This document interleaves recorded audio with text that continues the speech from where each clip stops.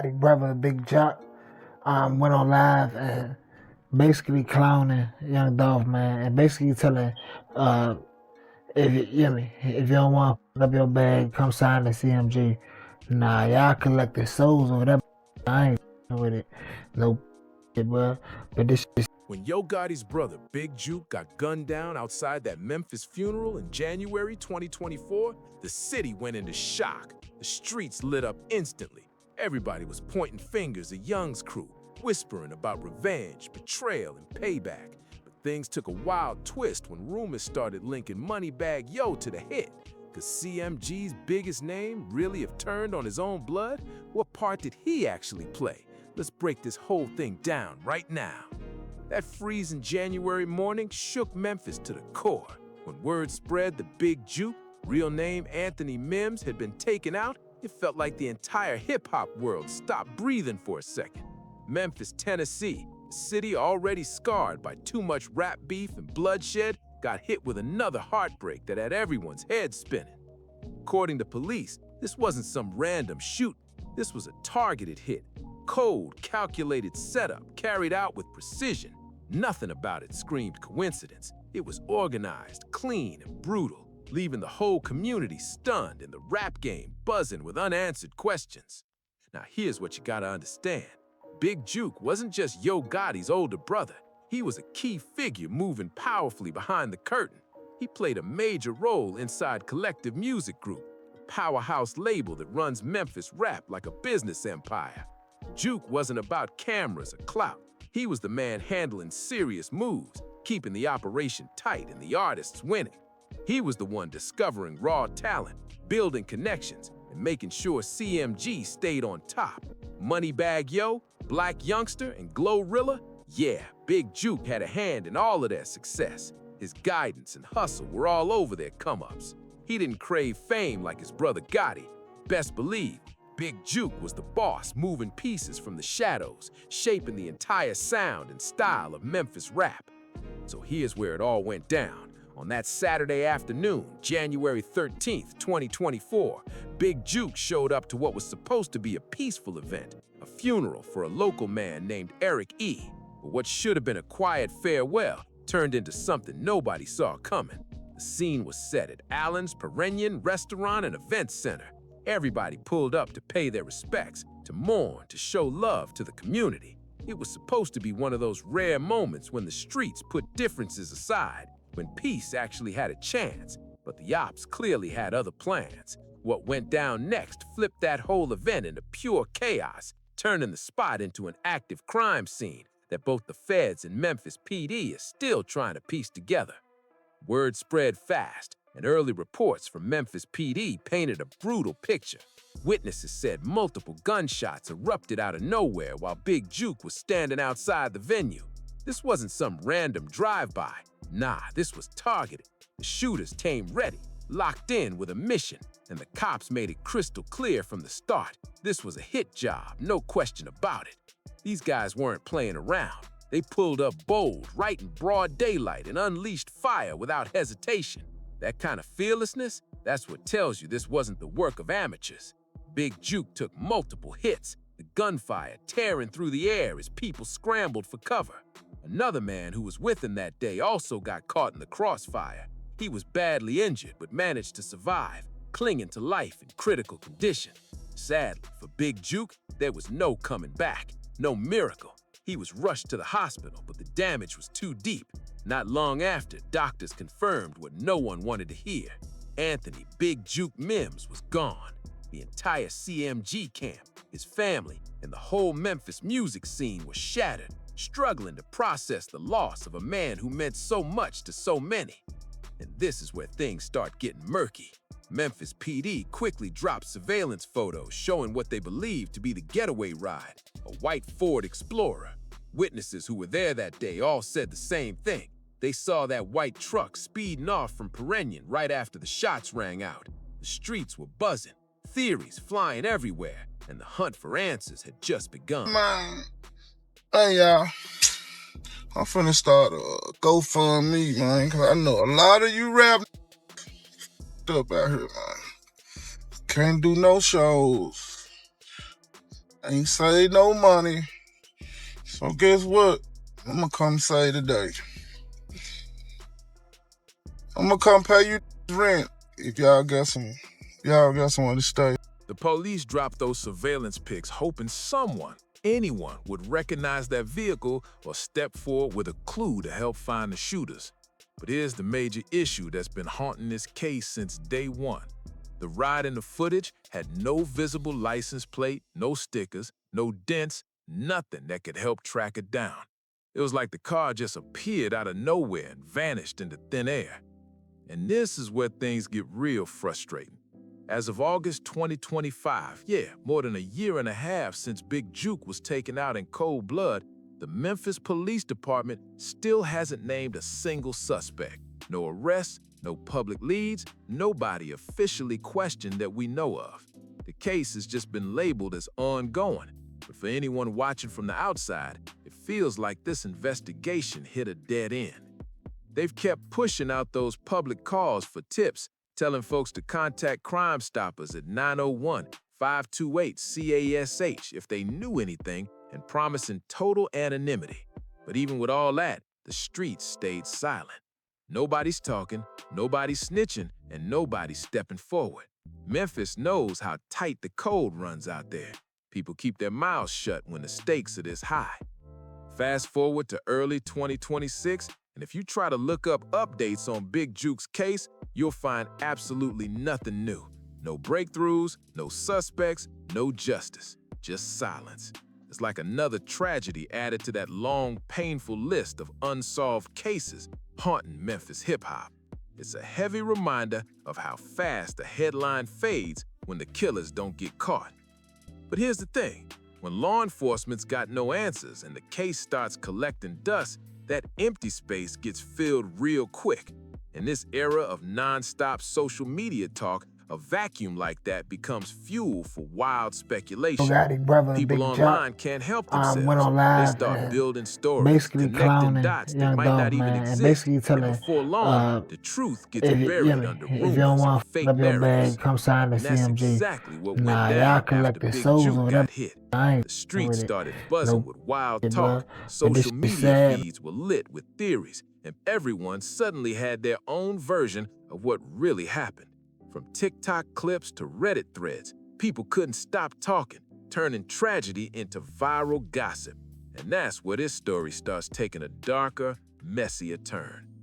YouTube channels went crazy after Big Juke's death, dropping video after video, each one pushing louder, wilder claims about who pulled the trigger, who ordered the hit, and who was supposedly next to get locked up.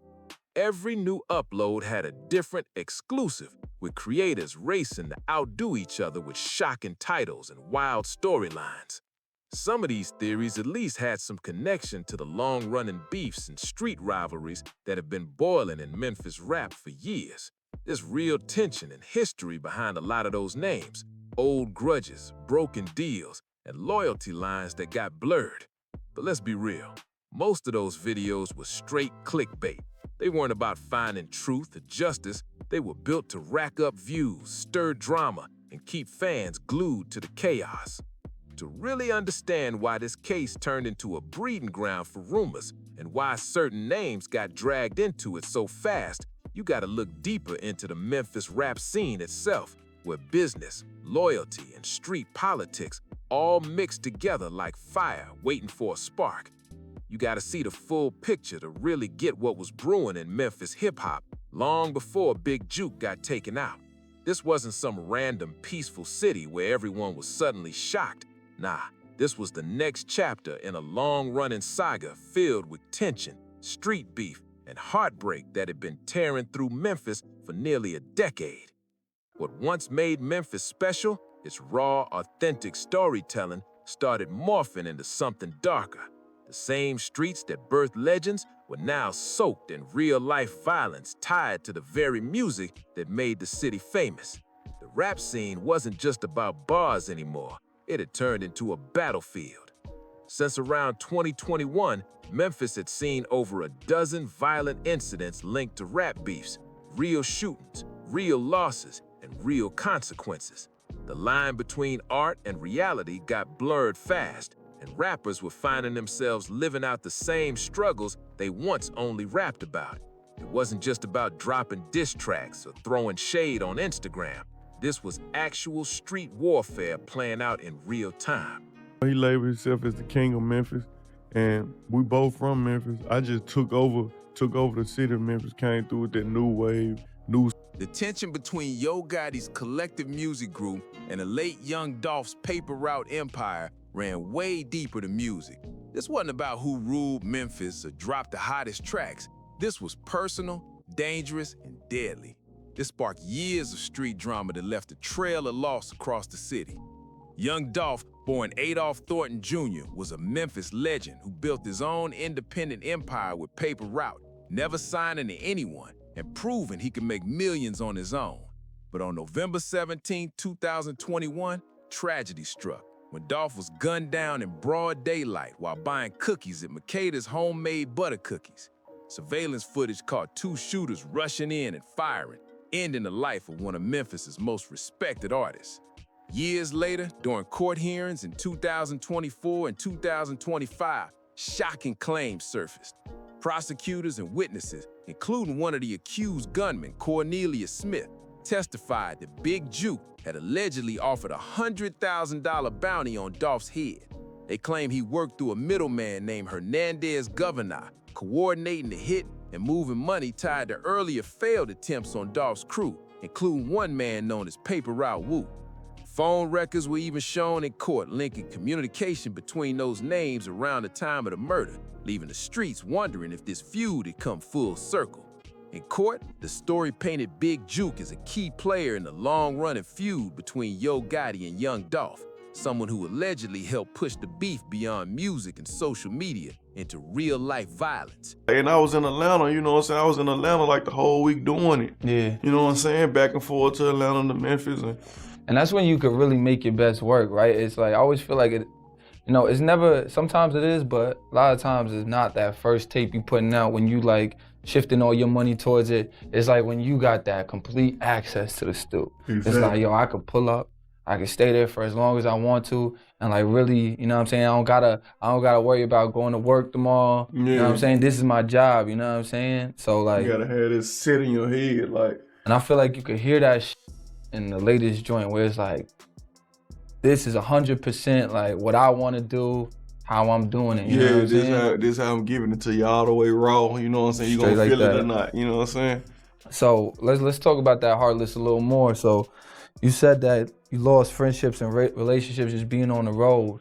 You know what I'm saying? Being gone. Nah, just not being on the road. Like, you don't understand, like, the situation with Yo Gotti. Like, Yeah. we don't even supposed to be doing it. Like, because I'm finna break it down to you. Yeah. Like, all right, in Memphis, right? It's two sides, like more than two sides, but he from North Memphis. You know what I'm saying? North side of Memphis. I'm from South Memphis. It's a hood in South Memphis. Walker Homes, we don't get along, period, with that side. You know what I'm saying? With his side. Right. You know what I'm saying? They, you know what I'm saying, bump heads all the time. You know what I'm saying? Just by me doing that deal, that situation and seeing a bigger vision, they didn't understand that. You know what I'm saying? They ain't understand like the opportunity, you know what I'm saying? Like, it is like, Bigger for than you to this make shit. millions, like, it's bigger than this shit, bro. Yeah. Like, cut this shit out. Like, nobody didn't get killed over this shit anyway. Like, leave it alone. Right. You know what I'm saying? Like, let's keep. But here's the twist that made everything even more suspicious. Big Juke was never questioned by Memphis police about those claims. He was considered a possible suspect in Dolph's murder, but before investigators could even sit him down for questioning, he got killed. The timing had everyone talking. His name pops up in court connected to a supposed hit on young Dolph, and just months later, he ends up dead in what looked like a professional hit job.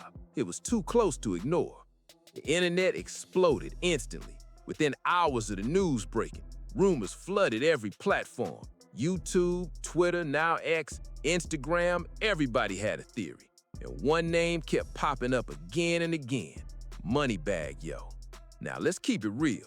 Moneybagg Yo, born Demario Dwayne White Jr., isn't just any rapper out of Memphis. He's one of CMG's biggest stars, personally signed by Yo Gotti himself. His name being dragged into the mix only added more fire to a story already burning out of control. Before signing with CMG, Moneybagg Yo had already been hustling hard in Memphis, building a loyal fan base through raw street tales and undeniable grind. But once he linked up with Yo Gotti and Collective Music Group, everything changed. His career shot from local fame to national spotlight. Tracks like Said Some turned into anthems, blasting from every car and club. Moneybagg Yo quickly became one of CMG's top hit makers, especially after teaming up with Gotti for their joint mixtape, Too Federal, which showed off their chemistry and proved they were a real powerhouse together.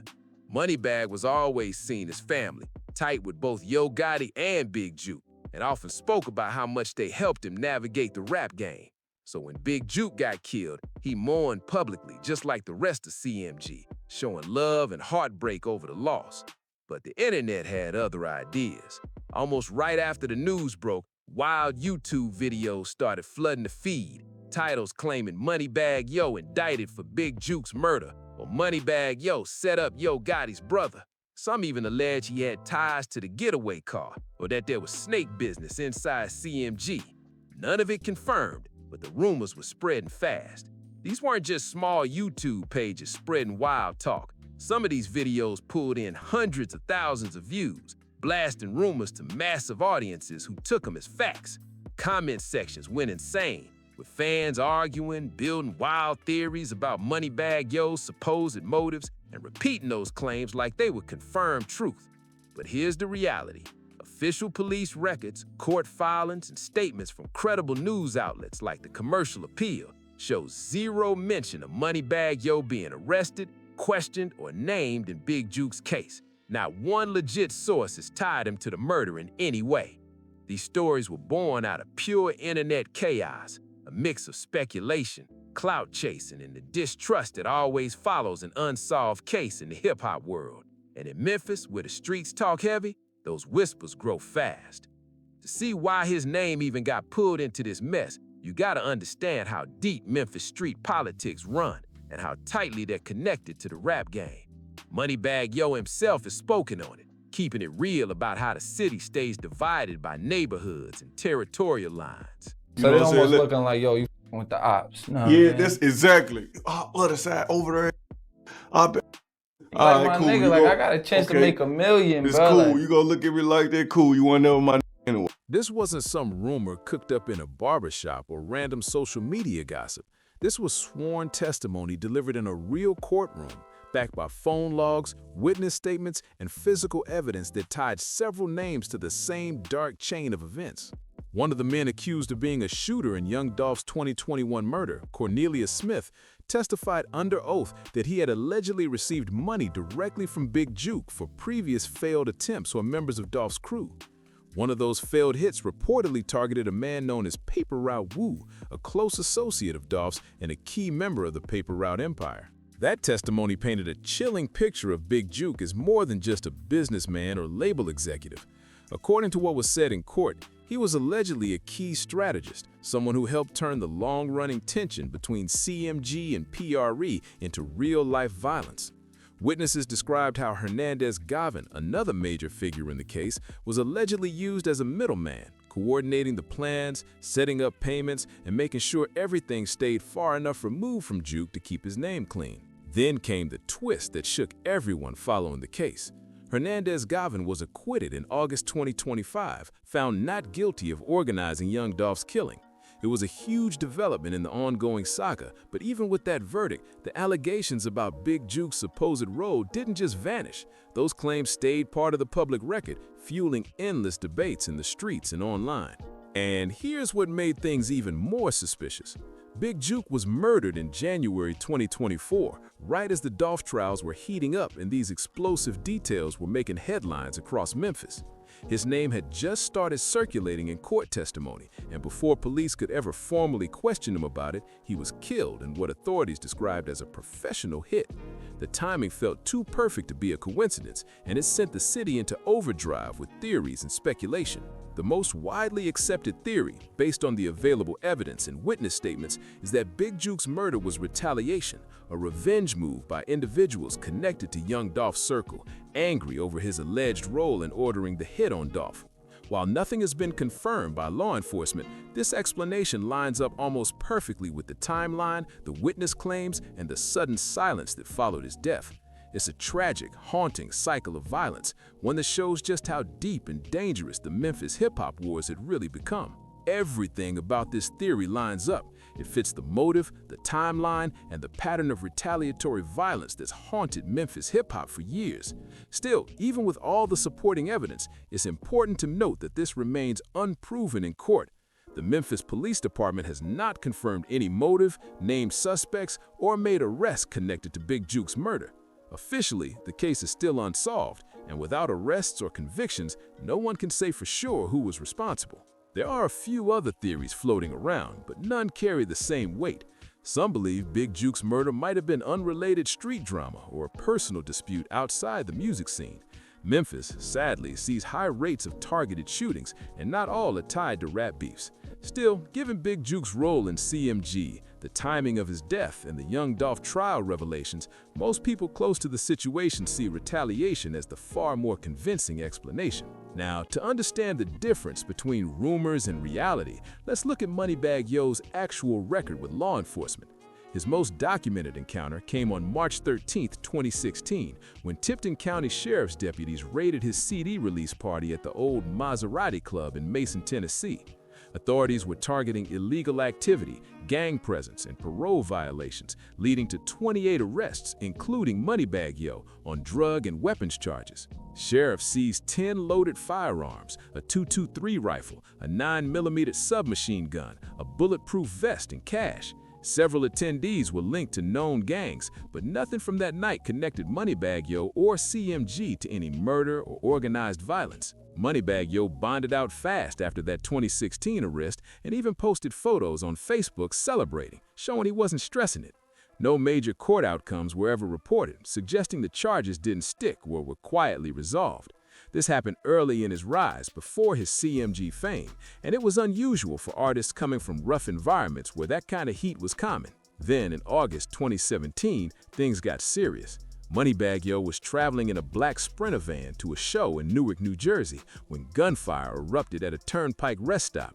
2 of his crew members were hit and taken to the hospital, but Moneybagg Yo walked away unharmed. He was questioned by police but never arrested, and no suspects were ever identified. It looked like he was the target, not the shooter. Fast forward to January 2026, rapper Finesse 2 Times publicly accused Moneybagg Yo of snitching and tipping off police about his Texas drug arrest.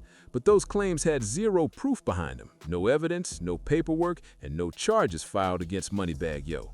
Next, let's look at Yo Gotti's own documented run-ins with law enforcement to see the bigger picture. Yo Gotti, born and raised in the Ridge Crest housing projects in North Memphis, has never hidden his rough beginnings. He's spoken openly about growing up in an environment where survival meant staying sharp, hustling hard, and sometimes walking a fine line between the streets and success.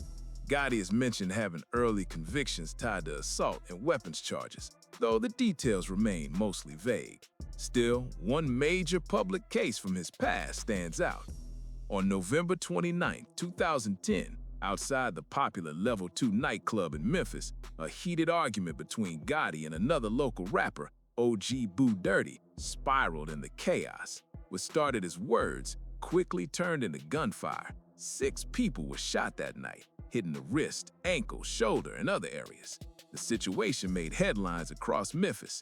Police issued arrest warrants for both Gotti and Boo Dirty, charging them with aggravated riot and inciting the riot, along with several others involved. Yo Gotti didn't run. He turned himself in shortly after the warrant dropped. By January 2011, all charges against him were dismissed, clearing him legally, but cementing his image as someone who moves carefully and survives chaos. This incident became part of a larger pattern with Gotti. He's been close to serious situations, faced public accusations, but rarely caught long-term legal consequences. Over the years, Gotti transformed that same street energy into business power, building Collective Music Group, or CMG, into one of the most dominant record labels in hip-hop. He learned to operate at the crossroads between street credibility and legitimate business, maintaining respect in both worlds. Then, in 2017, that line between music and street life blurred again. when Corey McClendon, a known associate of Yo Gotti, was arrested and charged with attempted murder after the shooting of young Dolph outside a Los Angeles hotel. Although Gotti himself was never charged, the event reignited talk about the long-standing CMG versus Paper Route Empire rivalry, one that had already claimed reputations, sparked countless rumors, and would eventually lead to even greater tragedy in Memphis hip-hop. Rumors keep flying, claims about bounties, revenge, and street payback, but despite all the talk, Yo Gotti has never been arrested or charged in connection to young Dolph's murder or any related violence. His record shows a pattern of cleared cases and a clear evolution from street-certified rapper to legit businessman and powerful label executive. As for Big Juke, his background tells a different story. There are no public records of prior criminal convictions or arrests connected to him before his name surfaced in the young Dolph case. Within CMG, he was widely respected as an executive, talent scout, and promoter who worked behind the scenes. Never the flashy type, but a key player keeping the label running strong. His only known involvement with law enforcement came through his name being mentioned in trial testimony tied to Dolph's murder investigation. But before detectives could even sit him down for questioning, his death ended that part of the probe. Over the years, federal investigations have brushed against CMG and his network, including the seizure of a $428,000 Bentley, reportedly tied to related cases, but none of it has led to any charges in Big Juke's murder or brought closure to his grieving family. Meanwhile, Yo Gotti has stayed mostly silent about his brother's death, focusing on his businesses, investments, and his upscale restaurant Privé in Memphis. And honestly, that silence makes sense. If the retaliation theory holds any truth, how can you speak on something that may have started with your own camp's actions? It's a tragic cycle: revenge, grief, and loss, with no winners, only broken families and communities left behind. If you found this breakdown informative, hit that like button, drop a comment, share this video, and subscribe for more deep dives into the untold stories shaping hip-hop today.